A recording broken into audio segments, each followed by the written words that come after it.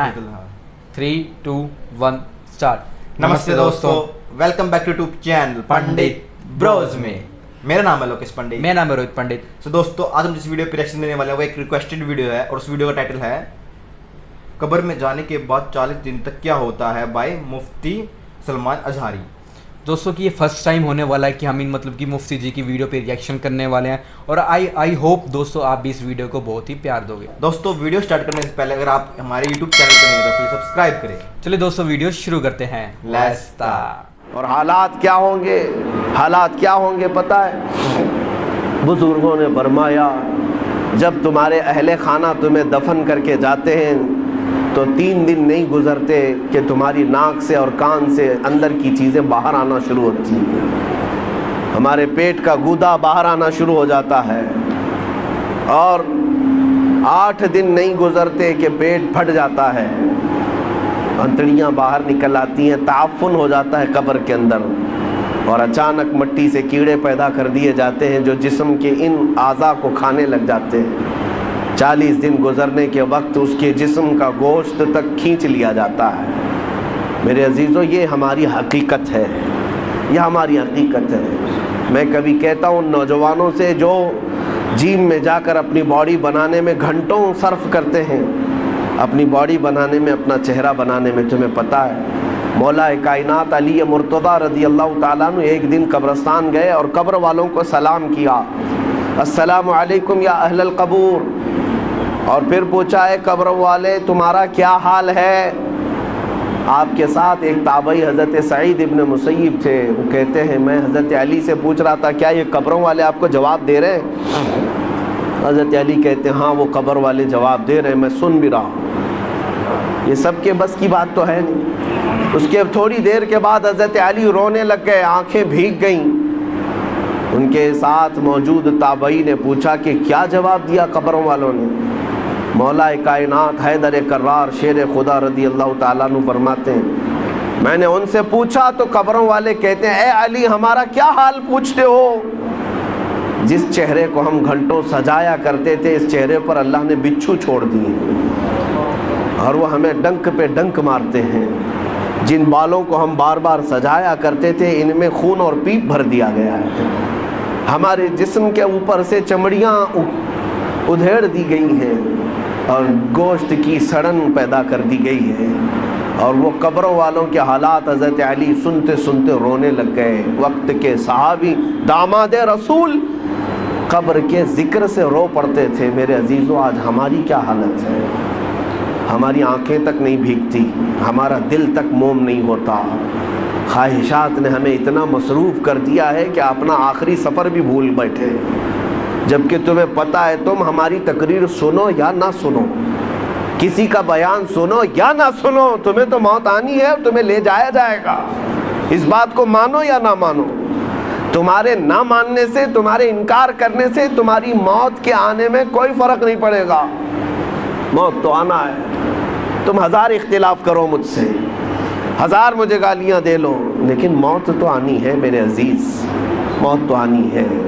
हमने भारी भरकम जिस्म भी उठाए हैं, बड़े पैसे वालों को भी उठाया है, लेकिन देख करके इस बात का एहसास होता है कि पूरे कफन में एक जेब भी नहीं रखी जाती। और ना ही हम अपने अजीज़ मुर्दे को दफन करते हैं तो 5 रुपये, 10 रुपये, 100 रुपये, 1000 रुपये की नोट तक नहीं रखते और रखना भी नहीं चाहिए। लेकिन मोमिनों का यह अकीदा है कि हम एक सिक्का भी कब्र में अपने बाप को नहीं देते। क्यों? सबको पता है कि यहाँ ये सिक्का नहीं चलने वाला, ये दूसरी दुनिया है, यहाँ इंसाफ दूसरा होगा, यहाँ मलाइका आएंगे और वो ना रिश्वत लेने वाले हैं और ना सिफारिश तुम्हारी लेने वाले हैं। यफ़अलून मा युअमरून, वो उतना ही करेंगे जितना उनको हुक्म दिया जाएगा। है मेरे अजीज़ों, वक्त बहुत कम रह गया है, वक्त बहुत कम रह गया है और अब तक हमारे पास ऐसी कोई चीज़ नहीं जिसको लेकर के हम कब्र में जाएं। मुझे एक वाक़या बार बार झिझोड़ता है। मुंबई की सरज़मीन पर हमारे एक हाजी साहब, बड़े पैसे वाले, परहेज़गार आदमी भी हैं, लेकिन अपने बेटे को उन्होंने बचपन से, अकलौता बेटा था, कॉन्वेंट में पढ़ाया, इंग्लिश में पढ़ाया और बहुत टॉप की कॉलेज यूनिवर्सिटी में पढ़ा, यहाँ तक कि उसे लंदन भी पढ़ने के लिए भेजा था। 24 साल का या 25 साल का लड़का था, अचानक बोन कैंसर हो गया। बोन कैंसर ऐसा हुआ कि पता ही नहीं चला, 6 महीने के बाद पता चला कि ये 3rd स्टेज पर है, कुछ कर ही नहीं सकते थे। पहले तो लंदन में इलाज हुआ, उसके बाद फिर वहाँ से मायूस मुंबई लौट आए। जब घर आए तो 25 साल का जवान बिस्तर पर है, गल गया है, और बाप की हालत देखने के काबिल। रोता था, नमाजों में आकर दुआ की चिट्ठी हर बार।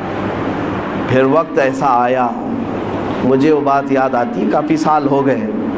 उस नौजवान लड़के ने अपने बाप को एक दिन बुलाया, कहा अब्बा जान मेरी स्कूल की सर्टिफिकेट, शील्ड, मार्कशीट या जो मुझे इनामात मिले थे वो कहाँ हैं? कहा बाप ने, बेटा सब संभाल रखा हूँ, अलमारी में सब है, सब है। कहा मैं देखना चाहता हूँ। उसकी 7वीं की, 10वीं की, 12वीं की और जो उसने मुसाबके, जो कंपटीशन में शील्ड लिए थे वो सब रखी हुई थी।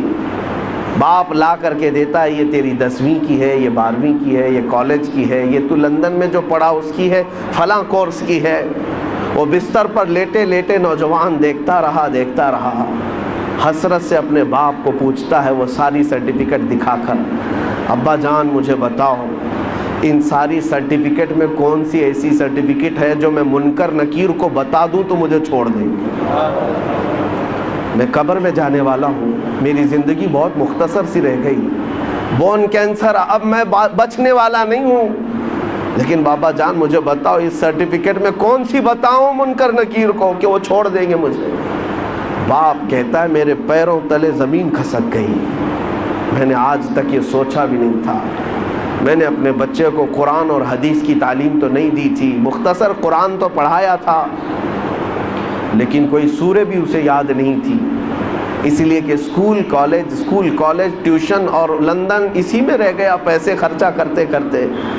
और आज दुनिया से मेरा बेटा 24 साल की उम्र में जा रहा है, उसे कोई सूरे याद नहीं है। और उस लड़के ने वो मैसेज दिया था, बाबा जान ये मैसेज पहुंचा देना मौलाना साहब को कि अल्लाह ने अगर किसी को बेटा दिया है तो सिर्फ दुनिया में ऐसा उसे घोड़ा ना बनाए, ऐसा घोड़ा ना बनाए रेसिंग का घोड़ा कि सिर्फ दौड़ता रह गया, उसे खबर ही नहीं है उसकी आखिरत का क्या होना है।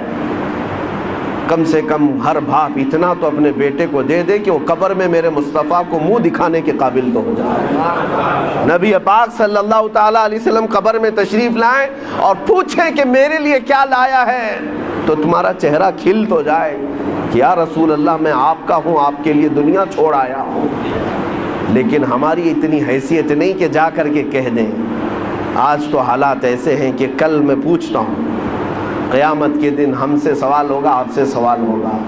दोस्तों हमने फर्स्ट टाइम इन पे वीडियो बनाई और वीडियो बना के जो हमें मतलब कि महसूस हुआ, जो हमें अनुभूति हुई कि वीडियो थोड़ी मतलब कि हमें जो इन्होंने बताया था, जो मौत के ऊपर वीडियो थी उससे भी रिलेटेड थी, और कुछ उन्होंने महत्वपूर्ण बातें भी बताई इसमें, जिससे कि जो ज्ञान लेने की बातें थी, जो इनके धर्मों के लोगों को ज्ञान लेना चाहिए उसमें। हाँ भाई, ऐसे अगर इस वीडियो में देखा जाए तो उन्होंने एक तरह से बताया, मतलब जब ये मतलब जो मुसलमान लोग हैं मतलब अपनी कब्र में जब जो डेड बॉडी होती है वो दफनाते हैं तो उनके साथ क्या क्या होता है, तो वो बातें इन्होंने डिस्कस करी है। मतलब जैसे कि इन्होंने बताया कि पहले 3 दिन में तो मतलब जो खाल होती है जो हमारी फेस की, कान और आँखों से मतलब सारा बाहर आने लग जाता है। फिर उसके बाद जो हमारी जो चमड़ी होती है वो गलने लग जाती है, उसमें पीप भरने लग जाता है। फिर उसके बाद जो कब्र में जो नीचे कीड़े होते हैं वो कीड़े आते हैं, फिर वो हमारी बॉडी को मतलब खाने लग जाते हैं, डाइजेस्ट करने लग जाते हैं। ये सब इन्होंने बताया। और इनका मेन कहना यही था कि जो ये दुनिया में जो इंसान आया है ना कुछ लेके आया ना कुछ लेके जाएगा, हाँ। जो चीज़ भी उसने कमाया है वो सब अपने पास यहीं छोड़ के जाएगा, बस वो अपने जो पुण्य पाप वही अपने साथ ले जाएगा, और वहीं ऊपर वाला उसका हिसाब करेगा, क्या उसको नर्क मिलेगा क्या स्वर्ग मिलेगा, वो उसके कर्मों पे डिपेंड करता है। हाँ, और उन्होंने एक वाक़या इस वीडियो में भी बताया अपने बाप और बेटे का भी। जैसे जो बाप होते हैं मतलब कई वो अपने जो अपने बेटे की जो खुशियाँ हैं, जो ड्रीम्स होते हैं उनको मतलब मायने नहीं देते, मतलब इंपॉर्टेंस देते, और जो वो चाहते हैं मतलब कि जैसे उनका लड़का भाई इंजीनियर है तो इंजीनियर ही बनेगा, डॉक्टर तो डॉक्टर ही बनेगा, मतलब एक तरह से वो थोप देते कि मतलब तुम पहले बचपन में डिसाइड कर देते हैं उनके जब तू बड़ा होगा तो तू ये चीज़ बनेगा और तू इसी चीज़ पर फोकस रख। हाँ, और उन्होंने वाक्य में बताया भी है इस बात, अच्छी तरह वर्णन भी कराया कि जैसे कि वो उन्होंने अपने बच्चे पे बहुत ही खर्च करा, और लास्ट में वो बच्चा जब जवान था 25 साल का तो उसे वो ब्रेन कैंसर हो गया, और उन्होंने देखा कि घर पे आके थे ना, मैं बेड पे जब भी देखो अपने बेटे को देखते रहते हैं, और उनका बेटे का लास्ट टाइम आ चुका था। उनका बेटे का यही मतलब कि उससे वो यही सीख मिलती है कि आप भी एक लिमिट चीज़ मतलब कि आप खर्च करो, मगर किसी भी चीज़ पे ये थोड़ी है कि हमने किसी चीज़ को ख़रीद लिया है। ये मतलब कि दुनिया में आप किसी चीज़ को ये नहीं कि परमानेंट आपने खरीद लिया कि उसका क्या हाल क्या नहीं हो जाएगा, वो बस ऊपर वाले के हाथ में ही है, आपके हाथ में कुछ नहीं है। दोस्तों ये थी हमारी और वीडियो, आपको पसंद है तो प्लीज़ लाइक करें, शेयर करें, सब्सक्राइब करें और दोस्तों कमेंट सेक्शन में जरूर बताइए कि नेक्स्ट वीडियो किस चीज़ पे बनाए। नमस्ते दोस्तों।